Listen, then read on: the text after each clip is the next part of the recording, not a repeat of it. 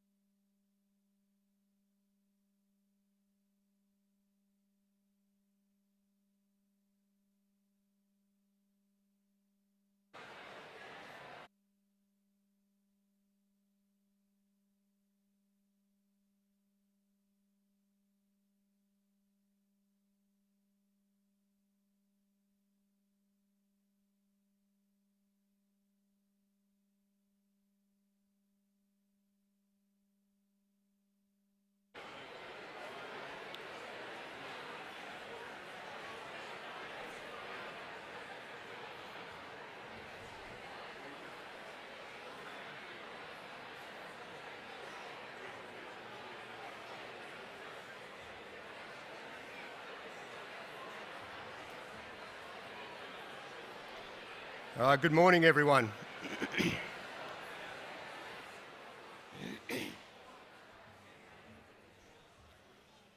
Gentlemen, we don't do that. You stop, everyone else stops. My apologies, ladies and gentlemen, for the late start. We've had a few logistical problems. This is actually the first time that as a whole school we've been back in this chapel for almost 12 months. Our Year 7s have never been in here, and our Year 8s have rarely been in here, so please forgive us for that late delay. But welcome to our academic assembly this morning, and the purpose of our assembly is to present the boys with their academic awards for their performance on their reports for semester 2 of last year. To commence this morning, I just asked Burungai Young to come forward for the welcome to country.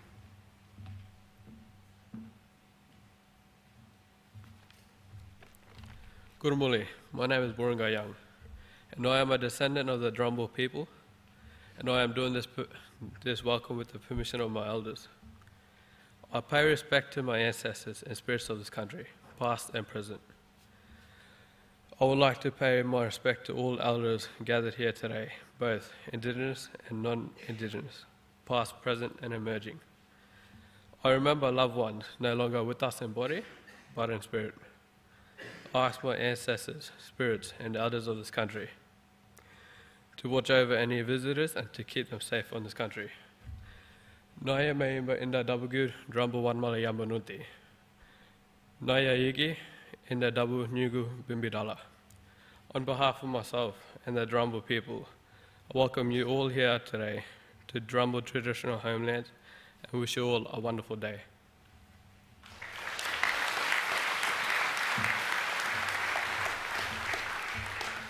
I'd like to thank Burungai for his welcome to country and also acknowledge the Darumbal people, the traditional custodians and owners of this land. I also pay my respect to their elders past, present and emerging, and extend that respect to all Aboriginal and Torres Strait Islander peoples here today. Today is also very important on the Indigenous calendar as it marks 11 years since the Australian government's national apology to the stolen generations. As a college, we acknowledge the suffering that occurred to Aboriginal peoples due to the forced separation of their children from their families and pray that it never happens again. Ladies and gentlemen, at this time in our proceedings I would normally do a reflection that would lead into a prayer, but I thought instead that I'd take this opportunity to introduce one of our new members of staff, and a large number of new staff will be introduced today, but this particular person is Mr. Blair McWhinney. And Blair has had a diverse work history with employment as a professional musician, teacher, events coordinator and ministry leader for the Melbourne Archdiocese. In 2007 he had a major role in the operations of the World Youth Day and the Intercontinental Journey of the Cross. He joined the staff of St Brendan's College in 2008 and shortly thereafter filled the position of Assistant Principal Identity. In 2018, he moved with his family to the Clarence Valley Parish in northern New South Wales, where he was a campus minister at Macaulay College. In this role, he developed retreat programs for the school and formed a diocesan youth worship band called Wildfire. One of the songs that he performed with that band was Great Are You, Lord.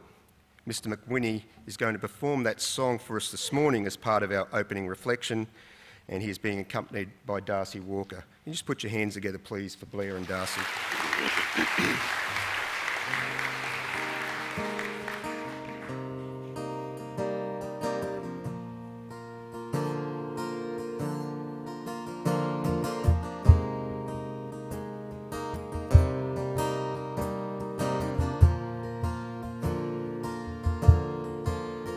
You give life, you are love, you bring light to the darkness, you give hope, you restore every heart that is broken. And great are you, Lord.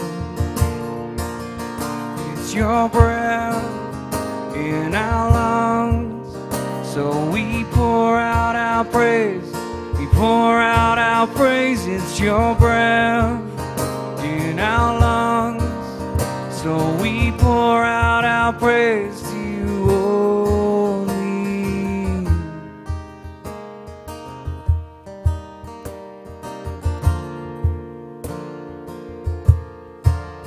You give life, you are love, you bring light to the darkness, you give hope, you restore every heart that is broken. And great are you, Lord. It's your breath in our lungs, so we pour out our praise. We pour out our praise. It's your breath in our lungs, so we pour out our praise.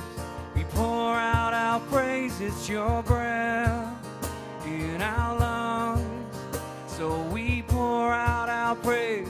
We pour out our praise. It's your breath in our lungs, so we pour out our praise to you only.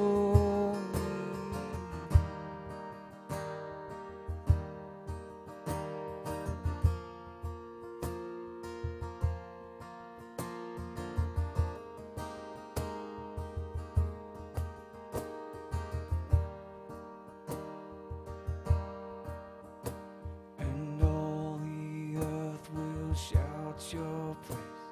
Our hearts will cry, these bones will sing. Great are you, Lord. And all the earth will shout your praise. Our hearts will cry, these bones will sing. Great are you, Lord. And all the earth will shout your praise. Our hearts will cry, these bones will sing. Great are you, Lord. It's your breath, it's your breath in our lungs, so we pour out our praise. We pour out our praise. It's your breath in our lungs, so we pour out our praise. We pour out our praise. It's your breath in our lungs, so we pour out our praise. We pour out our praise. It's your breath in our lungs, so we pour out our praise to you only.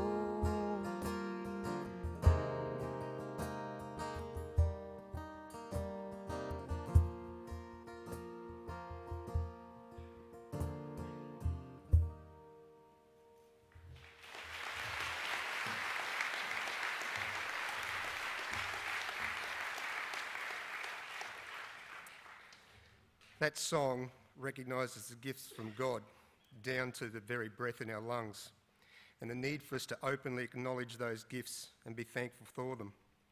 I think it is best summed up in the book of James, which says, "Every good and perfect gift is from above, coming down from the Father of heavenly light, who does not change like shifting shadows. He chose to give us birth through the word of truth, that we might be the first fruit of all he created." Mother of Perpetual Help, St. Brendan, please make the sign of the cross. The Father, the Son, Holy Spirit. Amen. Now, I'd like our principal, Mr. Rob Corboy, to come forward and address the assembly. Good morning, everyone, and a very warm welcome. It's lovely to see so many families here, obviously to support our boys and obviously your son. So really appreciate the opportunity of coming along and giving your time to support the college as well. As Mr. Horan mentioned, that this day has been a year in the making. We've been out of this facility for a good part of all of 2018, and there's been a lot of work by so many to make today happen. We've had new roofs, we've had boys in here over the holidays taking out the chairs and re-bolting the chairs to the frames, carpet and so on and so forth. And I just want to publicly acknowledge all those who have been involved in that, and in particular Mr. Warren Brown and the maintenance team, Aaron Jorgensen and the tech crew and the music staff. So could everybody just put your hands together for those people?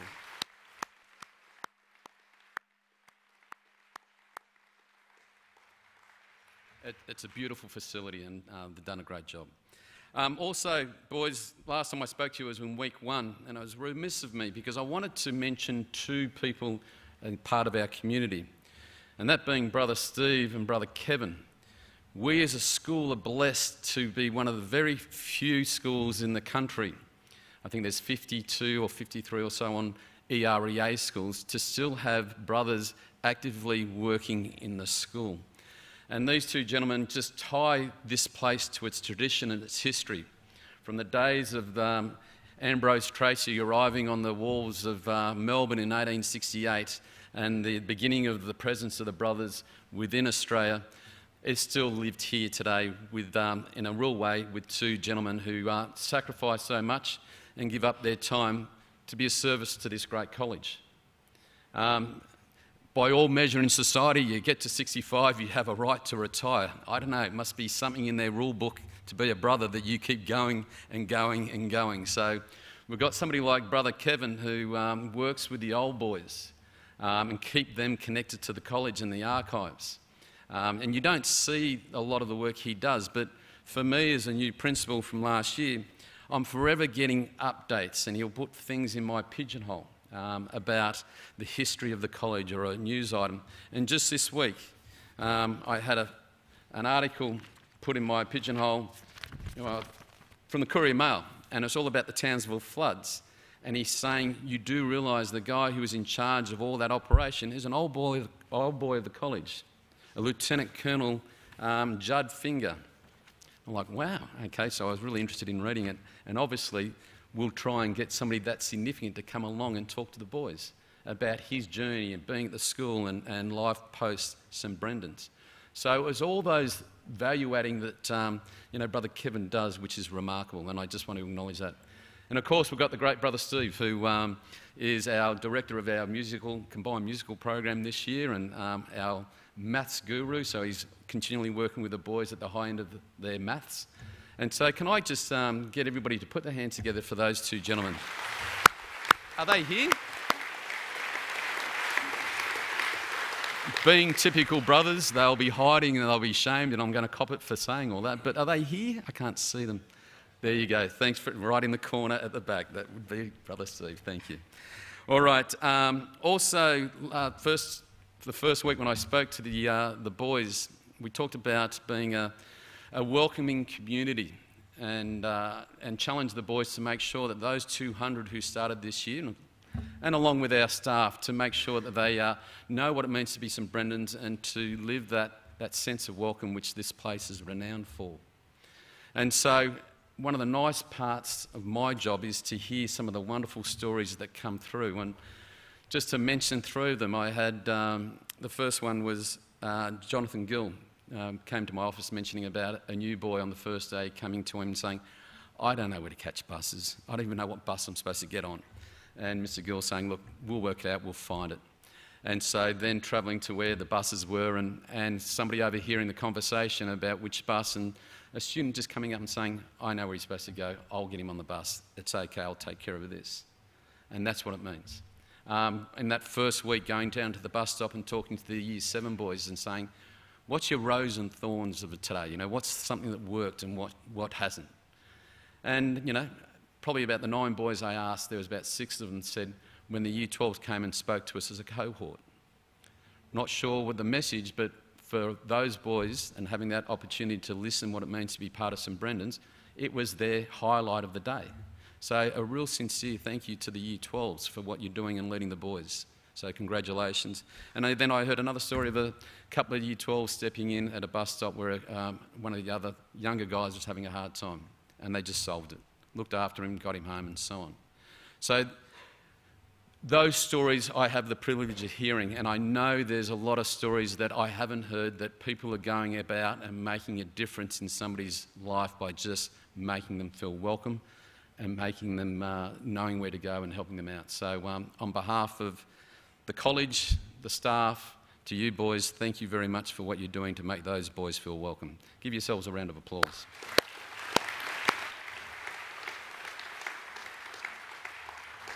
But today's a special day, so we have an opportunity to acknowledge those boys who have excelled in their academics.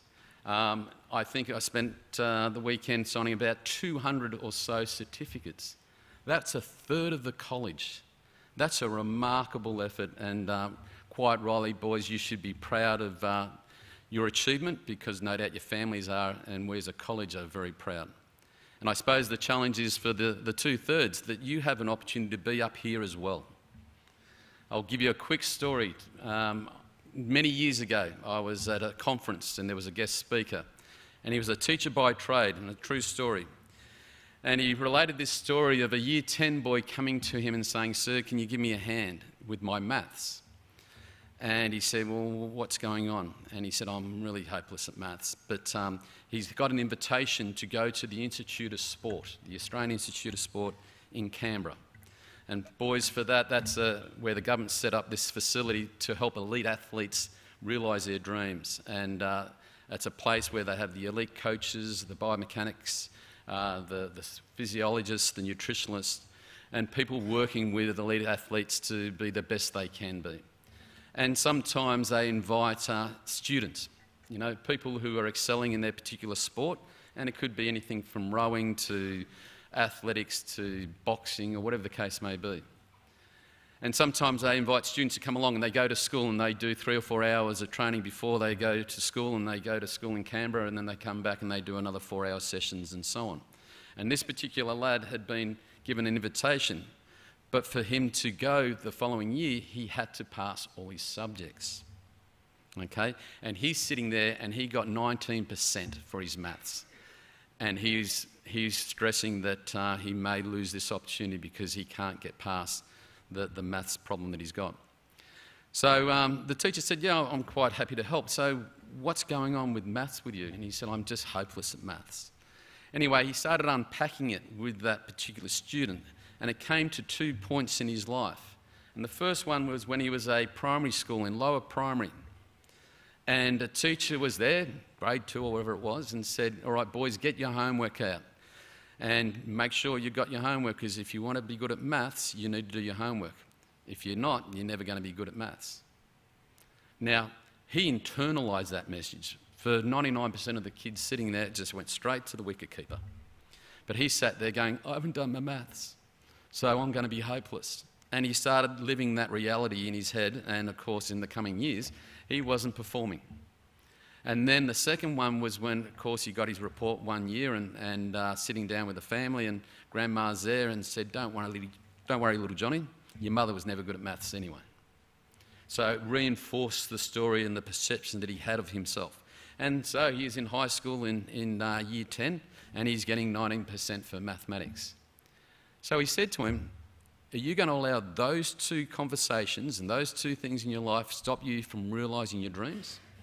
And of course, no. And he said, "Look, more than happy to work with you. You just need to change and believe in yourself and put in the hard yards." And a true story, he said at the end of the year, the kid got 95% for maths. And I suppose that's the challenge for all of us, is that you just need to be kind to yourself and realise that you can achieve anything if you put your mind to it. Schools can be terrible places because sometimes it can reinforce sometimes the perception you have of yourself. So change your perception. Think about it. You will listen to a song on a radio and you'll hear it and you'll really like it, and you'll hear it a few times and you'll know every word for 3 minutes of that song. You get asked to remember a maths problem or a concept and you can't do it. The only difference is you like the music and you're enjoying that and you see that as work. You just got to change your thinking, okay? And go for your goals. You can achieve anything, and don't let people tell you different. So for those other boys who are sitting there who won't have the opportunity today to be up there, I challenge you. you have the capacity to take the opportunity to excel and have the opportunity to stand up like the 200 are going to do it today. So once again, finally, just congratulations to those boys this morning who will be receiving their certificates. You should be very proud of yourselves. As I said, your families are, and we are too. Thank you very much.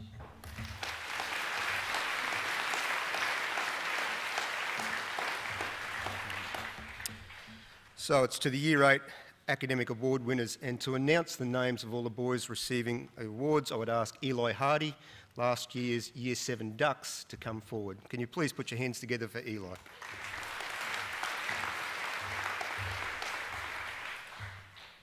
I would like Mr. Jonathan Gill, Assistant Principal, Junior School, and Father Pius to present the academic awards to the Year 8 students. Father Pius is a priest of the Society of Mary, an order founded in France in the 1800s. He has spent most of his life working in education, in teaching, residential, and administrative positions. He has worked in co-educational schools, day schools, and boarding schools, and St. Brendan's will be his third time as the head of boarding. Father Pius, although having taught many different subjects, holds a bachelor's degree in English and history. Father Pius has a great admiration for the work of the Christian Brothers and is pleased again to be working in an ERA school. Please put your hands together for Father Pius.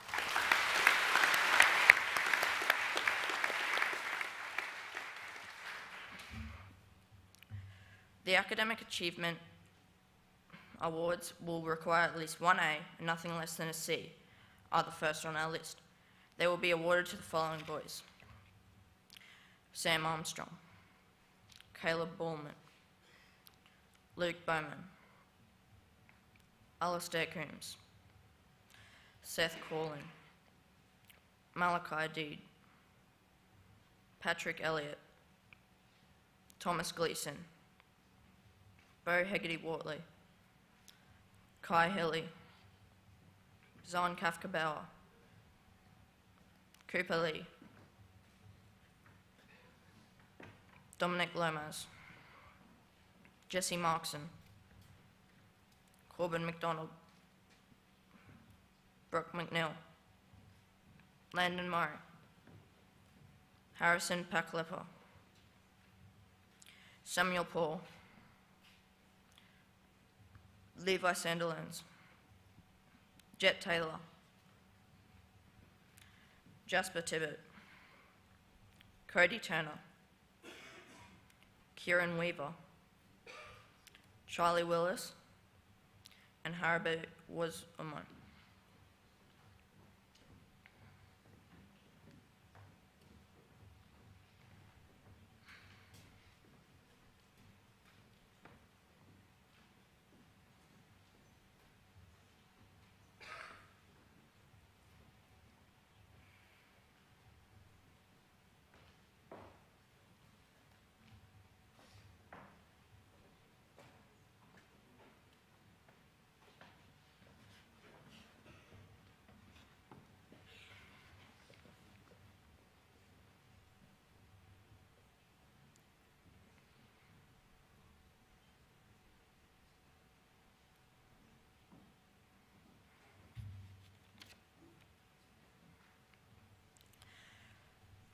Please put your hands together for the Year 8 Academic Achievement winners.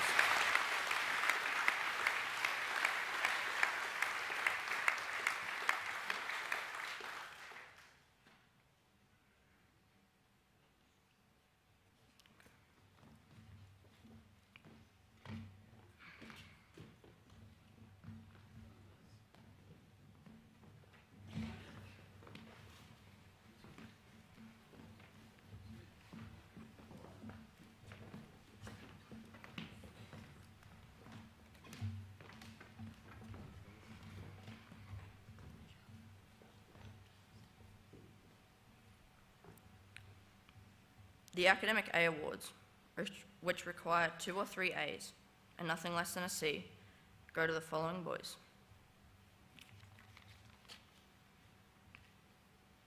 Thomas Adams, Lyndon Armart, Jet Ballard,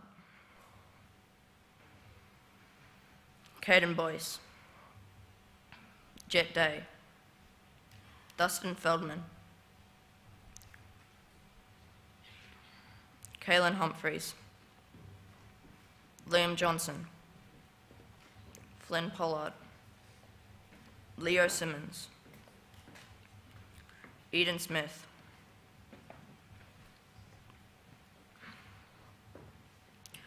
Anasta Tamoy, and Caleb West.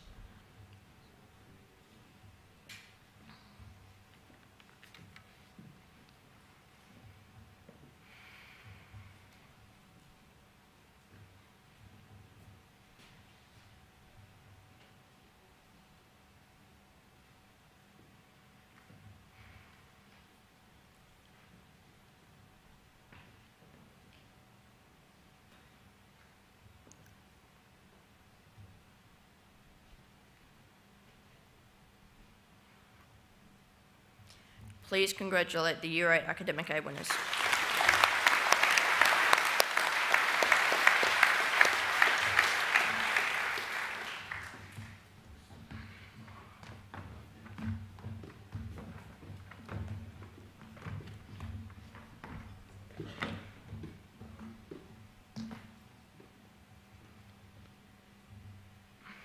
The final awards for the Year 8 boys are the Academic A+ badges. Receiving them are Levi Bello, Samuel Bent, Jacob Field, Eli Harding, Luke Moore,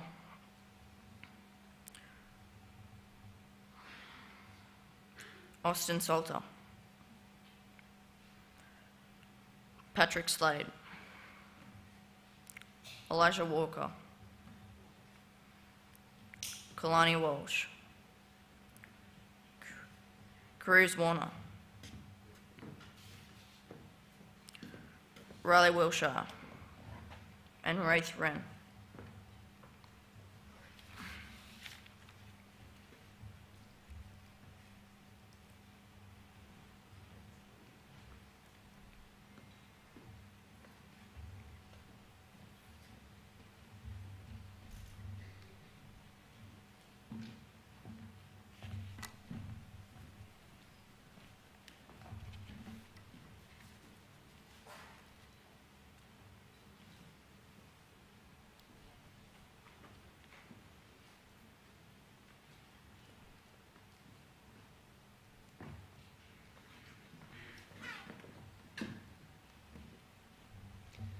Ladies and gentlemen, can you put your hands together, please, for our Year 8 Academic A+ winners?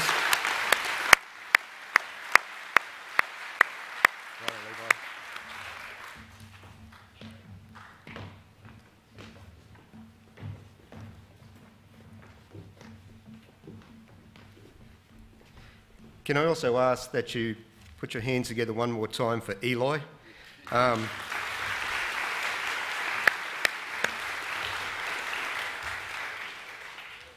It's hard enough for a 53-year-old who's an experienced teacher to stand up here in front of 800 people, but for a 13-year-old, I think Eli did a fantastic job. So thank you again, Eli.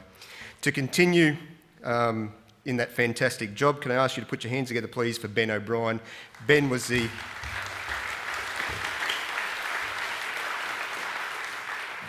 last year's Dux of his year level, and he will be announcing the Year 9 award winners. Assisting with the presentation of the Year 9 awards will be Mr. Gill, Miss Shani Smith, and Mr. Brian Barry.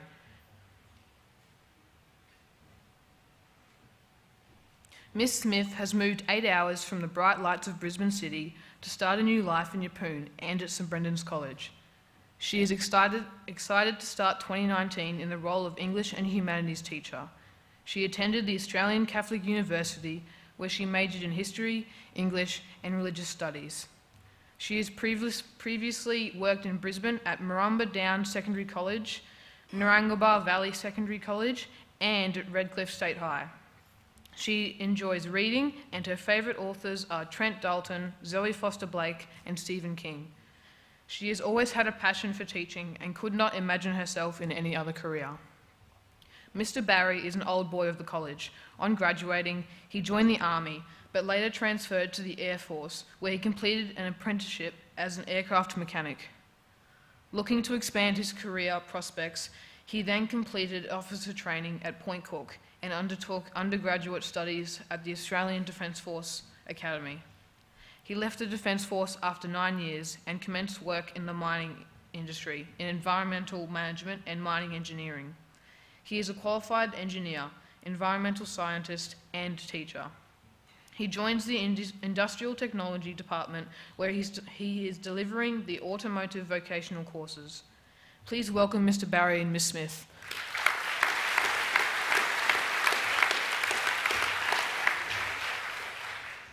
Starting with the Academic Achievement Awards, we have the following boys: Angus Brandish,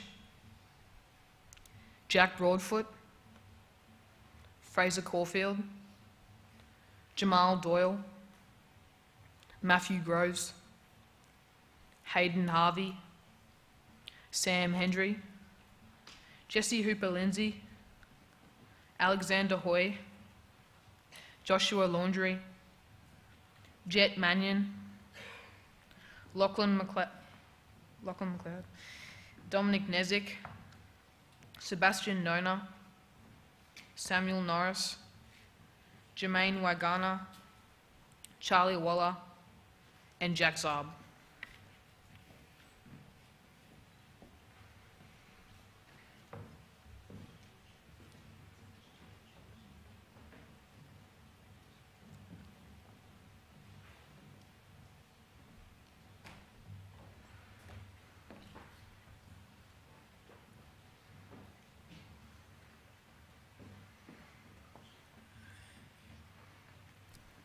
Kindly acknowledge the Year 9 Academic Achievement winners.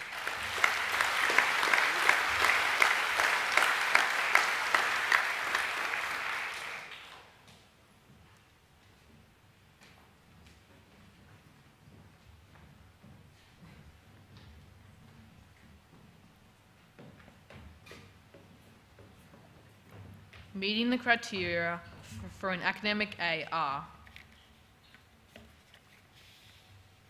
Mitchell Baker, Narai bin Daraho, Charlie Busby, Bailey Bush, Jacob Carriage, Sean Cumberledge, Isaac Dooley, Aidan Drury, Elijah Edwards, Jeremy Green, Slater Lay, Michael Lucht, Wallace Moore, Jarvis Murray, Kai Pambard, and Joshua Welsh.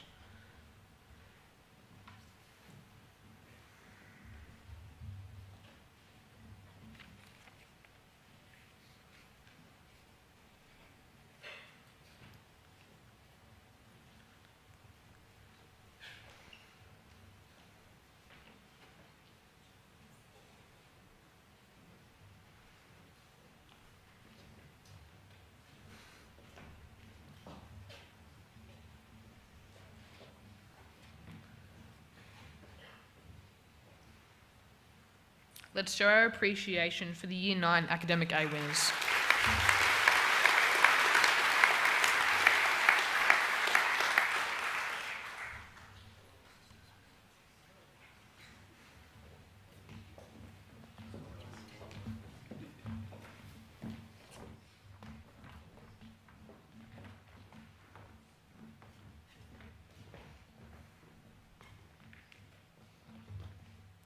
The Academic A+ badges and certificates will now be distributed. Kaiden Ajisaka, Xavier Craggs, Cameron Frankish, Isaac Green, Matthew Hay, Cooper Hall, Ben O'Brien, Carlo Donahue,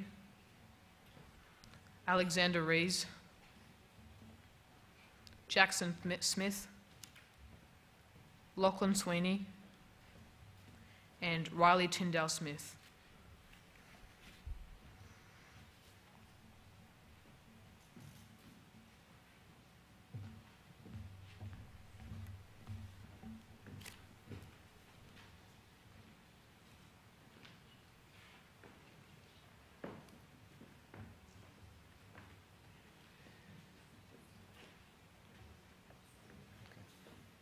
Ladies and gentlemen, could you please put your hands together for the Year 9 Academic A+ winners?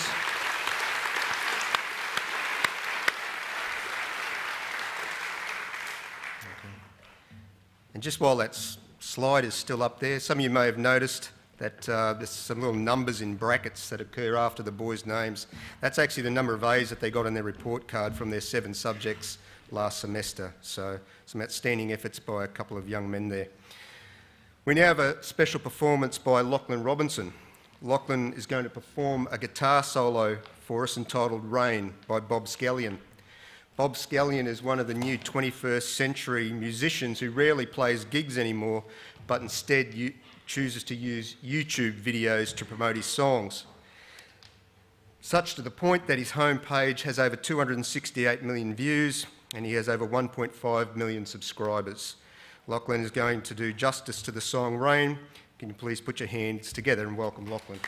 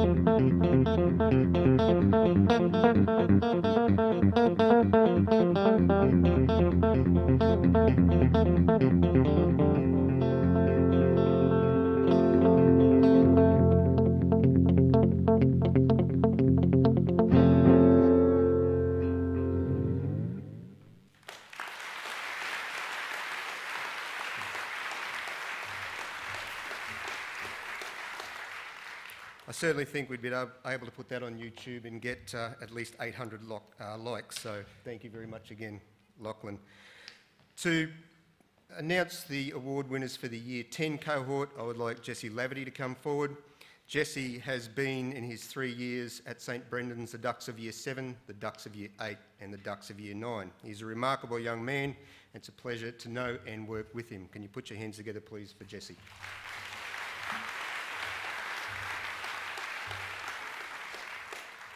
Distributing the awards to the Year 10 boys will be Mr Shane Pears, Mr Damien McCluskey and Miss Alyssa Priddle.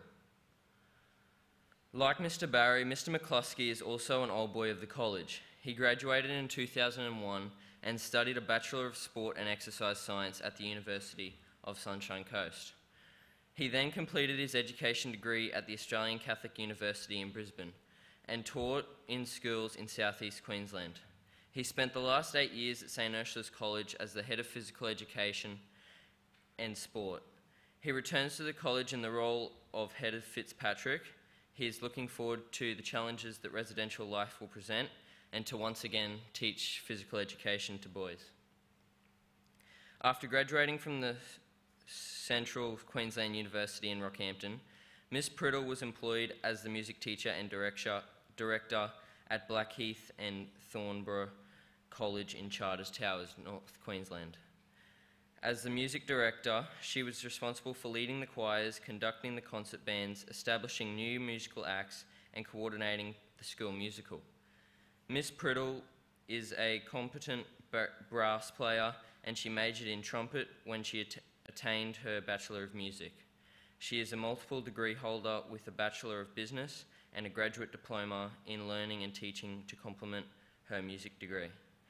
Please put them together for Mr. McCluskey and Miss Priddle.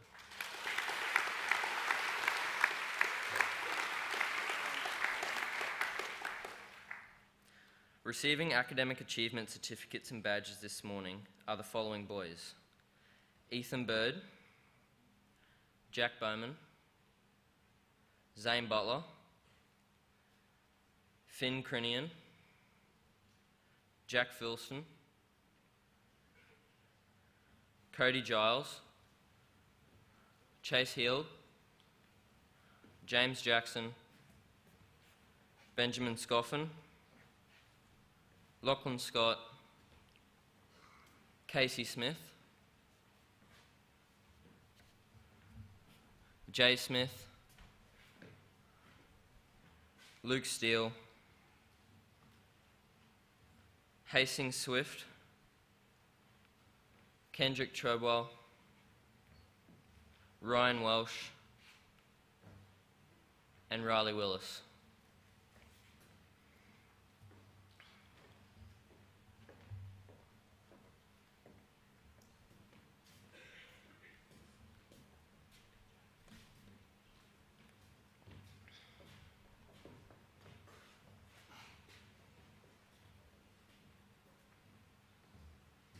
Please put your hands together for the Year 10 Academic Achievement winners.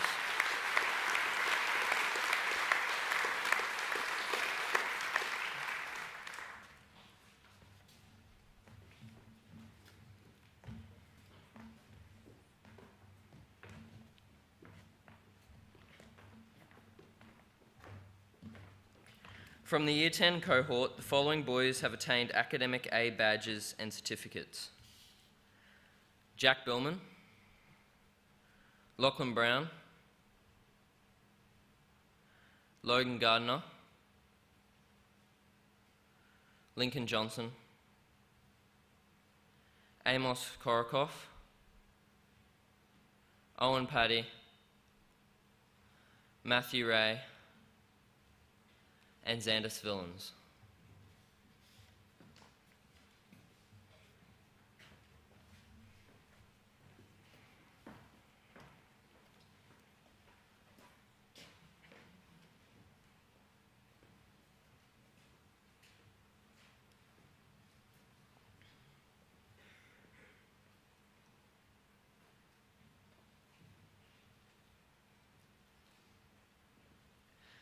Please give a round of applause for the Year 10 Academic A winners.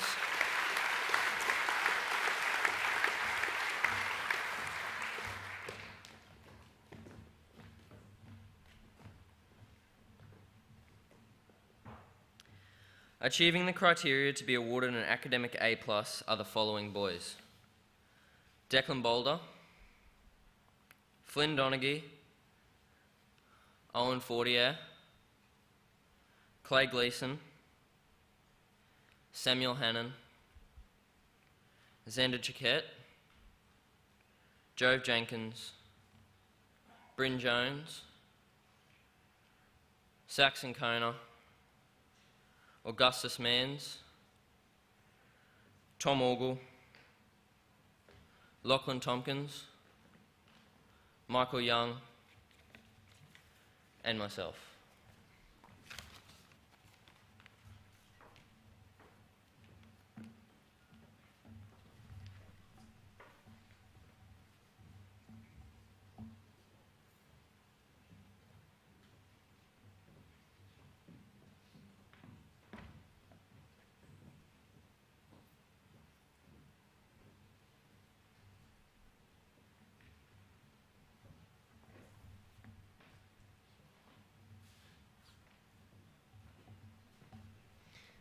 Can you please acknowledge our Year 10 Academic A+ winners?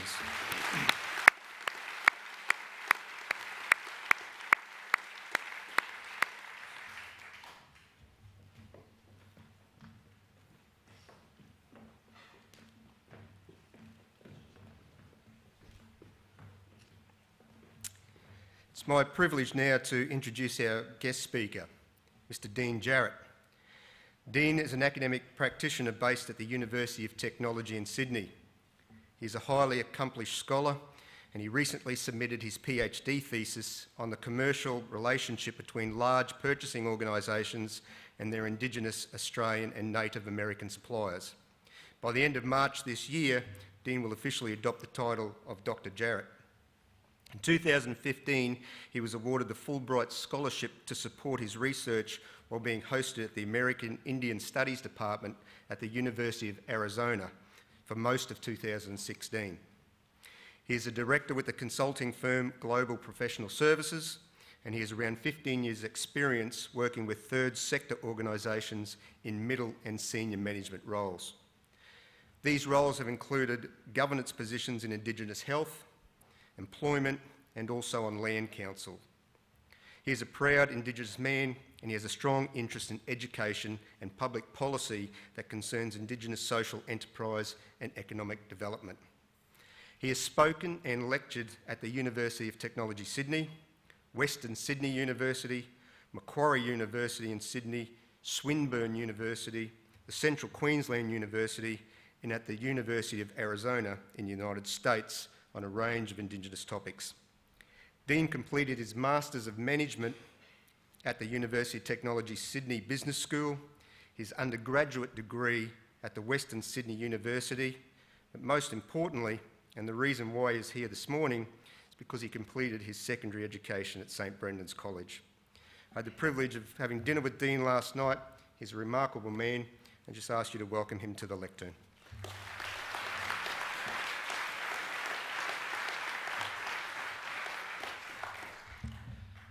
Thank you. It's good to be back. Thanks, Michael, for that welcome to country. And I want to acknowledge the Darumbal people too. We've got a lot of family here in the Central Queensland region, and they sort of live across a lot of the Indigenous areas. I think that's important to acknowledge the Darumbal people. I remember years ago, and I'm just going to talk today a little bit about my own journey in terms of education. We're an academic ceremony here, so I thought I'd just stay with that. Growing up in Jeringa, I grew up. Anyone from Jeringa here? No? Oh well, it's only a small town. But in Jeringa, we had a lot of connections with Woorabinda, the folks out there, a lot of our family, and I remember when we used to go out to the Mackenzie River. And even when we used to go to the Dawson River, my great-grandmother, she would walk out in front of us, and she would, start talking in language and singing and acknowledging the areas before we'd come along, and we'd follow her in. And then my grandmother did that as well, and we continue to do that. So the acknowledgement of country is very important to me, and I'll pass that on to my kids and my grandkids, and if I'm still around, hopefully, my great-grandkids. So there's this sort of transfer of knowledge over generations, and that's 7 generations that I'm talking about here, and that goes back well before my great-grandmother. The acknowledgement of country. I used to live in Jeringa, and my education I started at Jeringa State School. There's probably, 60 kids there or something, and I wasn't really strong at academics there. But my dad's from New South Wales, so he's a Gumbanga from around the North Coast area, around Nambucca Heads and Coffs Harbour, and my mum was actually Shanghaied to Palm Island when she was living in Brisbane. She was out after a curfew. In those days you weren't allowed to be in the city after 7 o'clock if you're Aboriginal, and so she broke the curfew, and she spent about 3 months up in Palm Island. Palm Island at that time was was like a detention centre. And anyway, she met a few of her friends up there, and they were on the way to Sydney. And they stopped in Kempsey, and they heard that there was a dance going on over in Nambucca, and because Aboriginal folks weren't allowed into the pubs and clubs at that time either. So Mum went over to Nambucca to this dance, and she met Dad. And so, there was 8 kids later, there's all of us, and she never got to Sydney at that time. She got married in Nambucca. So that's how sort of they met, and now got the connection in New South Wales and Queensland. So as we were growing up, we were in Jeringa, and Dad moved up to Jeringa, and then he was working on the railway line. So I don't know, you might remember those old grey huts that used to be on the railway line. There was Aboriginal and Torres Strait Islander gangs there. There were up to 250, some 300 Aboriginal and Torres Strait Islander people. Well, we used to live in one of those huts, and as a family, and Dad would go to work and so on, and we had family around us all the time. And so we were at Jeringa State School, and we ended up in Gawara. It was a little town between Jeringa and Dingo, and we lived there for a long time. We was there in a tent. We actually lived in a tent. There was no, there's only a few of us at that time. We had no electricity, no running water, but we lived there, and that was our home. And so I ended up going to Dingo School as well from there, but then Dad had to go back to Nambucca for for cultural reasons and family reasons as well. And so he went back to Nambucca, and he went to school there for a while. So primary school, we were sort of back and forward. I always talk about it as we were mustering cattle one day, out in central Queensland, and the next week we'd be down surfing at Nambucca. So it wasn't too bad, but we did school in there somewhere. So that's how it was. And but then a lot of when we were back in Jeringa, then a lot of the boys were coming to St Brendan's, and so older than us, and so a priest at the time said, look, what do you think about going to St Brendan's? So we did, and so we ended up here, and I just looked at the grade 8s that came up here before, and I'm going, man, that could have been me, but not at an academic ceremony, I must say. So it was. We came to Brendan's, and it was like a world away for us at that time. We were grade 8, and we were just sort of young. But one thing that the principal did talk about was the support that the Year 12s gave us. So at that time when we were in grade 8, we had a great senior year, and so that senior year sort of helped us out and throughout our life here at St Brendan's for that year when they were there. So that was a good sort of introduction. And there's a lot of other Murray and Torres Strait Islander kids here as well at that time, so we sort of got on. And I always remember, and I talk about cultural safety at a lot of the talks I do, and when I was at St Brendan's at that time, and having a walk around today, this morning, there's still that same sense I get of being inclusive, and the family community, and Mr Bartlett, and I saw him attend one of the students. He couldn't do his tie up, and Mr Bartlett helped him out with that tie. And those types of things that just reminded me of how important that St Brendan's was in my life, and particularly later on in my academic life. And the important things that sort of I'm reminded of is something that while I wasn't strong at academics, St Brendan's taught me the importance of education. So the importance of it and what that can do and how that can help make change in the community and the world later on. And I think that was one thing that I took away from St Brendan's was that. And so that stuck with me, and I did, and there was mention of a lot of the organisations I've worked for over the time. And when I did my masters then later on, we did what's called a career audit, and we looked at the things that anchored us. So these career anchors, and over the time there were sort of 3 things that anchored my work and where I went and what I did. And there was education was a common theme that ran through. There's a common thread of education right through it. And I was talking to Father Pius earlier, and when I did my undergrad, then when I left Brendan's, it was when I was working at Woodlawn as in a role similar to Mr Bartlett is here now, and Father Pius was there at that time, and we just remembered a few of those things this morning when we were working, some of those students that were there. But it got me thinking when I went back to work at Woodlawn, got me thinking then about, okay, it sort of got me back into the education again. And when I started thinking about my own education. And so I did my undergrad as a block student. So we'd go down, we're still working, but we'd go down to into Sydney, and I went to the Western Sydney University and did a block program. So we'd go down for 2-week blocks, go home and like that, and I did that over a number of years. Took a bit longer to do, but it was a degree in sort of like a social work degree, and it had a cross-section of a lot of different elements in it. So there were things like sociology subjects and psychology subjects and management subjects. And that sort of led me into the management field later on then when I did a Masters of Management. And I did the Masters of Management at the University of Technology, Sydney, where I'm still there today. And while I was at the University of Technology, Sydney, the UTS, there was some folks there that did classes with me, and I did it with them too, and they wanted to engage with the Indigenous community a bit better, not only as employment opportunities and providing them Aboriginal and Torres Strait Islander folk with employment opportunities, but also with their businesses. So they wanted to get Indigenous businesses into their supply chain. So I thought, well, okay, there's an opportunity here where I can, so I started my own sole trader business then, and that sort of helped that to help realise for those companies to engage with Indigenous folks. And so, but the learning I took was about the cultural safety that I mentioned before here at St Brendan's. I always felt culturally safe here.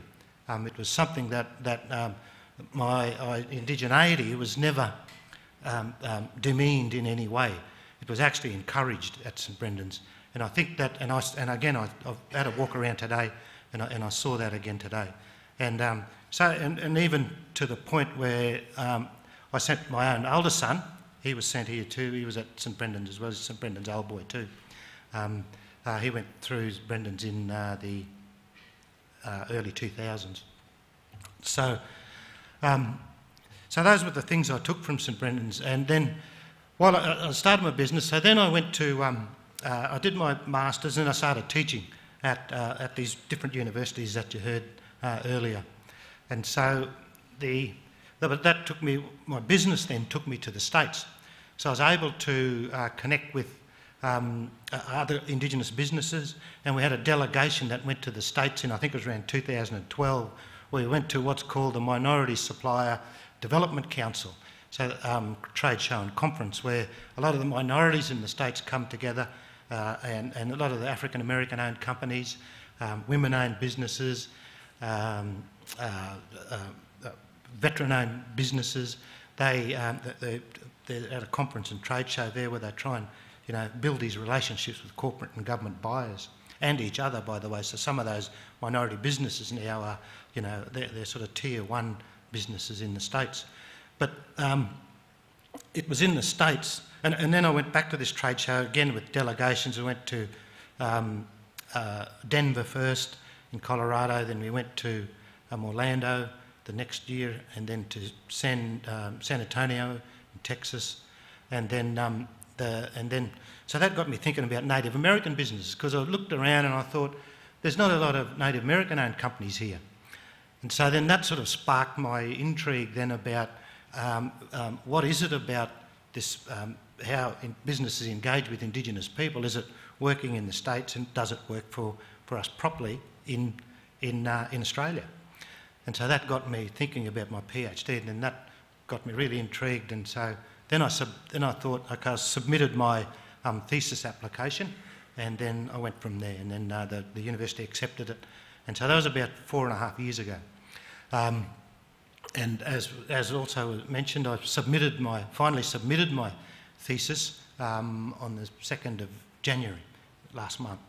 And so, there was a message earlier here about from the principal about the story that he told about don't let anyone tell you that you can't do something, particularly as a St Brendan's boy, because there are a lot of hurdles that you will have to overcome. And if someone who grew up on the railway tracks of Jeringa and Dingo, to become a university lecturer and across the globe. I think you can do it as well. So thank you very much.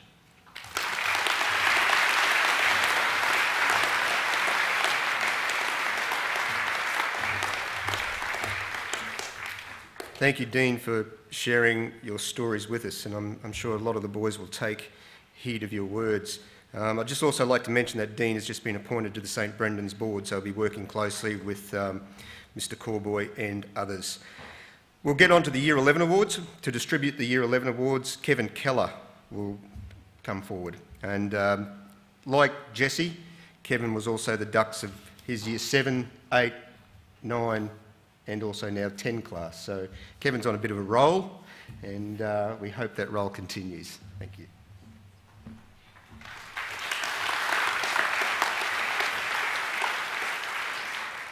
Distributing the Year 11 Awards is the Assistant Principal Senior School, Mr Cooper, and new staff members, Mr David Finch and Mrs Joanne Gardner. Mr Finch has many years' experience in Catholic education in 4 states, including 16 years' experience in boarding schools.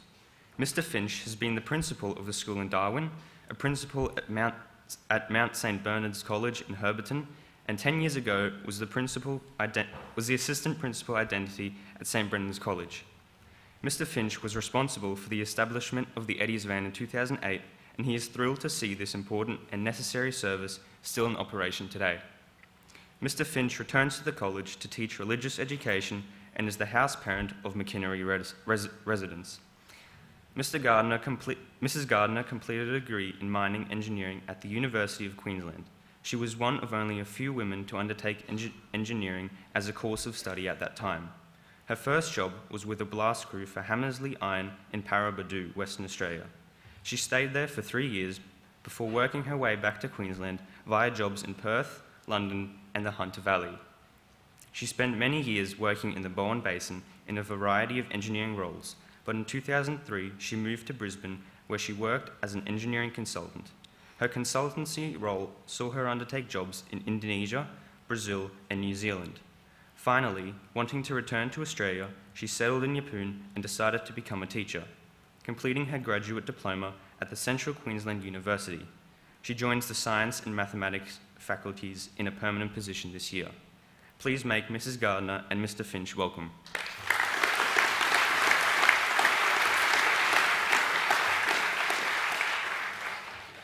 The academic achievement recipients of the Year 11 cohort are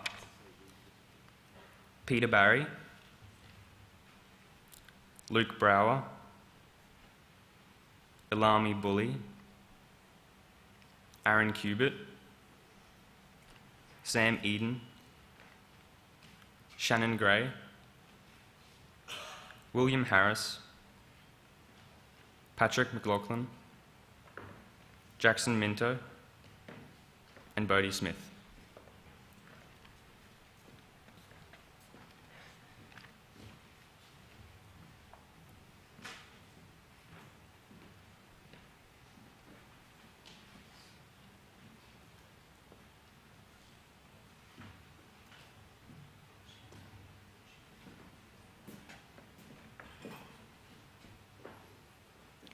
Can you please congratulate the Year 11 academic achievement winners?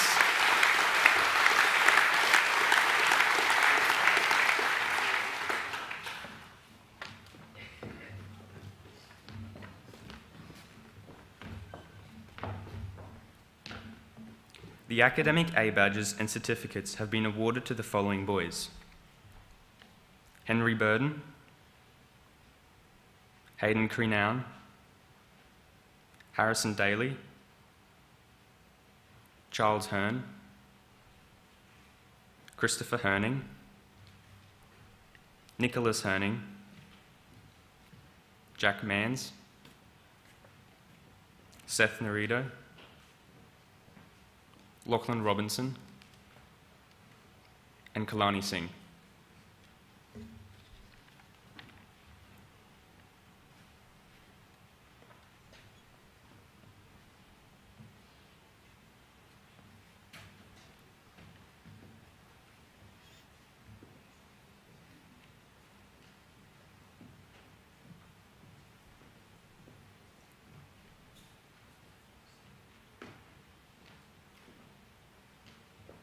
please recognise the efforts of the Year 11 Academic A winners.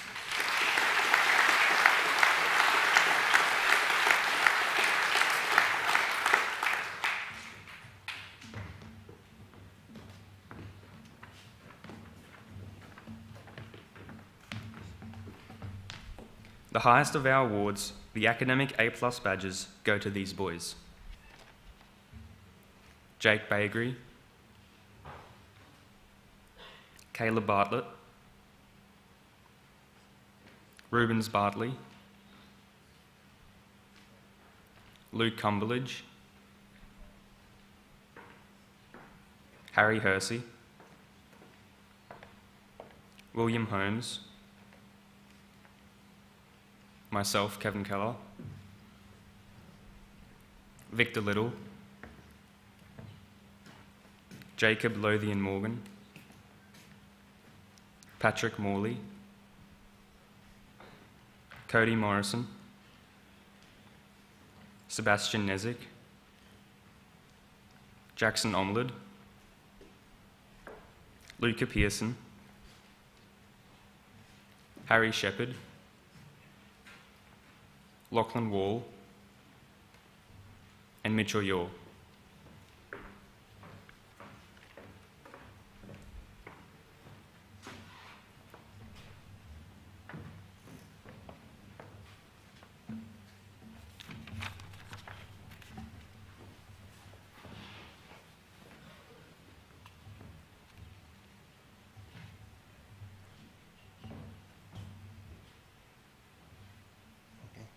Ladies and gentlemen, please congratulate our Year 11 Academic A+ winners.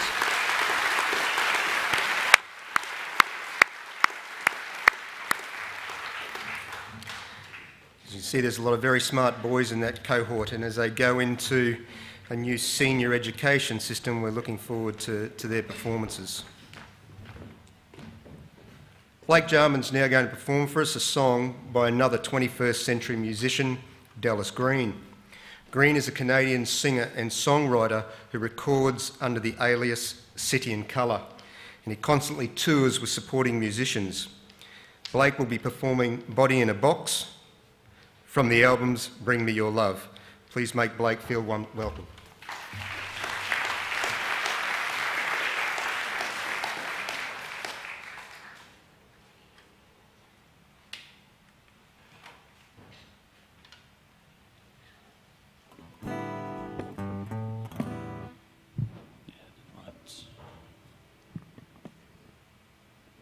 Yeah, it's good there. Thanks.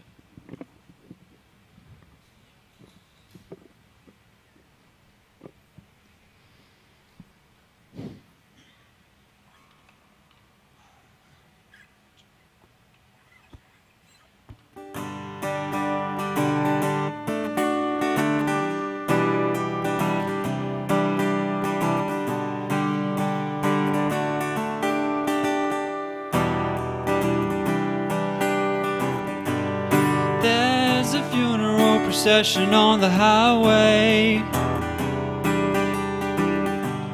Traffic screeches to a halt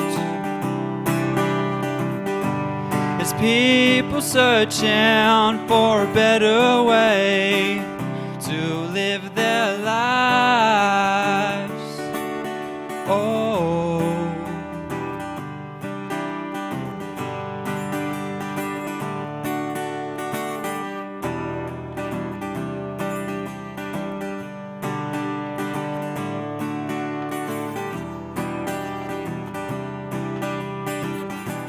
we celebrate the lives of the dead.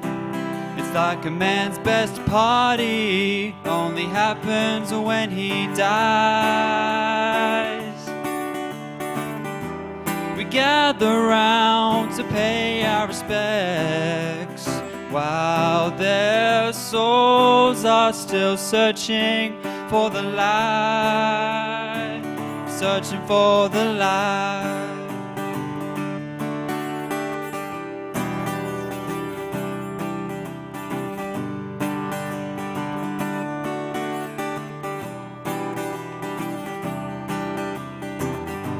So don't you come to me on my dying day. Just let me go in peace. And all the things that I forgot to say racing through my mind. Oh, and don't you bury me 6 feet underground. Just burn my body in a box and let the ashes blow with the wind out into the night sky.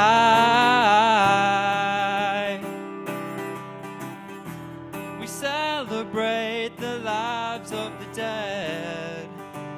It's like a man's best party, only happens when he dies. We gather round to pay our respects while their souls are still searching for the light, searching for the light, searching for the light. Oh, oh.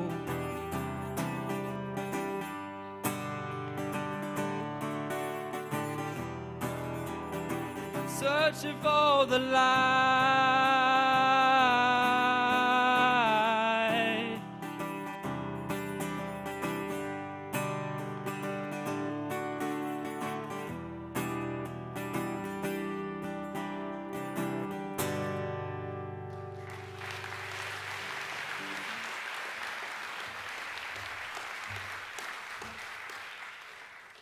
Thank you, Blake. We have a remarkable depth of talent in this school, and it's good that the boys can get up here and perform in front of you. To the Year 12 and the final of our awards this morning, I'd ask Jordan Wall to come forward. Jordan was the last year's Dux of Year 11. Please make him feel comfortable.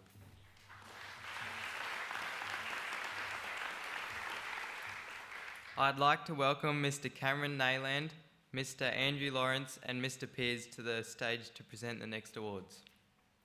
Mr. Lawrence comes to us after 3 years at the Cathedral College, where he was a teacher of physical education, mathematics and science. Prior to working at the Cathedral College, he worked at the Rockhampton State High School and for a time at Smart City, an organisation that delivered vocational training courses. Mr. Lawrence spent nearly 10 years working as an education and development officer for the Queensland Rugby League and NRL development, and still has a passion for coaching rugby league. Mr. Lawrence joins the college as the head of vocational education. Mr. Nayland has made the longest journey of any of our new staff, coming from Alice Springs. He taught mathematics and chemistry there for 13 years, whilst also holding a number of middle management positions, including deputy principal. During his time at Alice Springs, he was fortunate to lead students on immersions to East Timor and Africa. Travel and science continued to be his passions. Mr. Nayland has left the desert in 2018, moved to Yeppoon and joins us as a teacher of junior mathematics and science. Please show your appreciation for Mr. Lawrence and Mr. Nayland.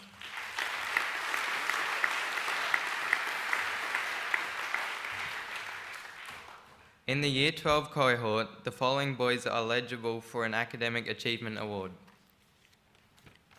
Jared Bailey, Darby Berry, Jacob Brower,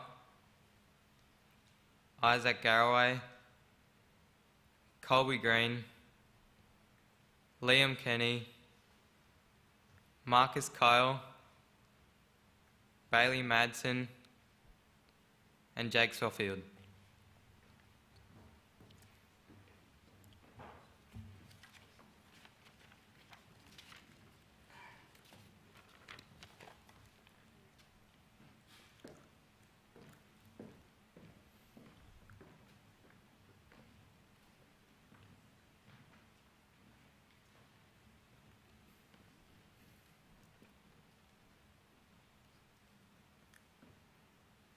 Please congratulate the Year 12 academic achievement winners.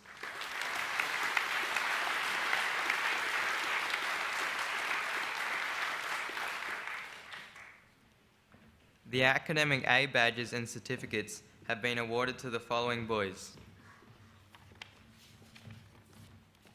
William Gunning, Curtis Holzheimer, Ashley Johnson, Nathan Ray, Liam Ross, Macaulay Sweeney, and Darby Twidale.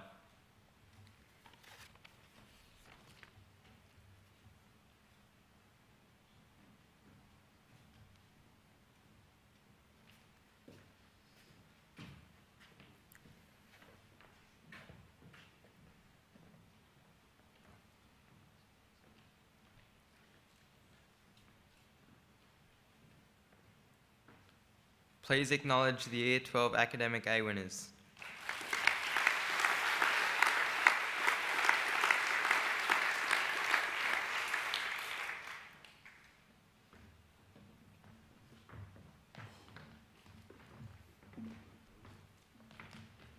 Receiving Academic A+ badges today will be Brent Anderson, Chase Domain Beale, Jesse Fowler, Mitchell Graving, Mitchell Gregg, Blake Jarman, and Jordan Wall.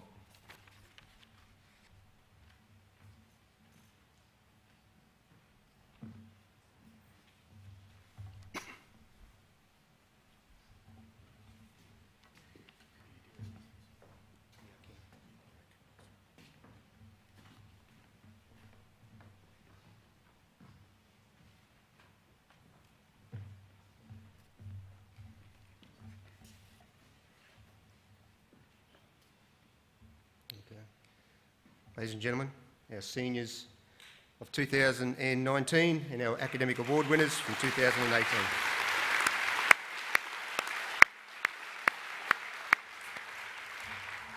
Thanks, Emma.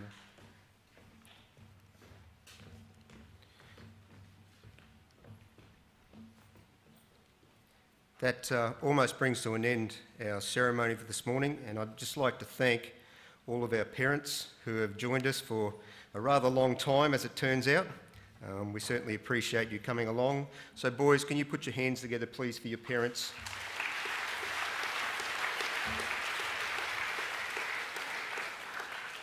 And while the parents are still here, I will subject them to one little notice, because if I don't say this, I know I'm going to get castigated for it. The year's musical, and I can see you're still up there, is Beauty and the Beast. Performance week is in late July, the first week of term 3. Rehearsals have now begun, and they happen every Monday, Wednesday and Saturday.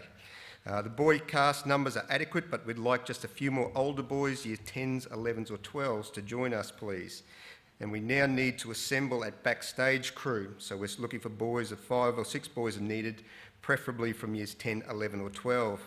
Backstage boys move sets, and they do scene changes, and they also give assistance to build the sets with our on-site carpenter, Brother Grundy. They'll meet most Tuesdays from now until the end of term 3, and they'll be hand-on performances. If you'd like to join the cast or the backstage crew or the builders, please meet with Brother Grundy. And for the parents, that was a plug for this year's up-and-coming musical bonanza, which will be bigger than ever, Beauty and the Beast. And the man responsible for it up there is Brother Grundy, so thank you, brother. All right.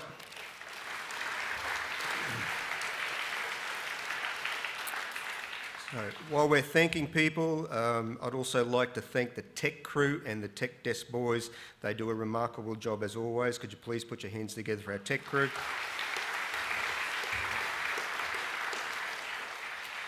We wouldn't have Lachlan Robinsons and Blake Jarmans if it wasn't for Jack Ingram, Corey Owens, Alyssa Priddle and Darcy Walker. So can you please congratulate our music department. Okay. The lady behind the scenes who puts all of the booklets together, the certificates, the badges, and does a remarkable job making me look good is Deanne Emblem. In her absence, could you please put your hands together for Dee?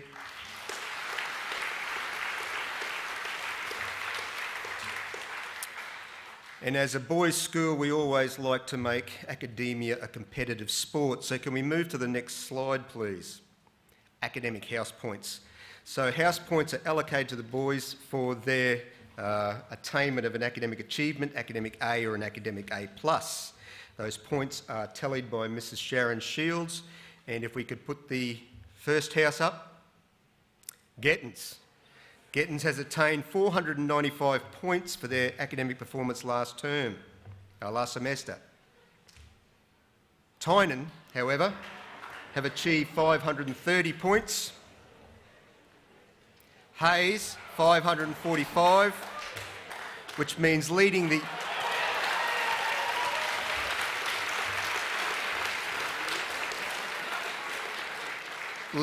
academic charge are Dewey on 785 points, and I often find that the parents get more excited about that than the boys.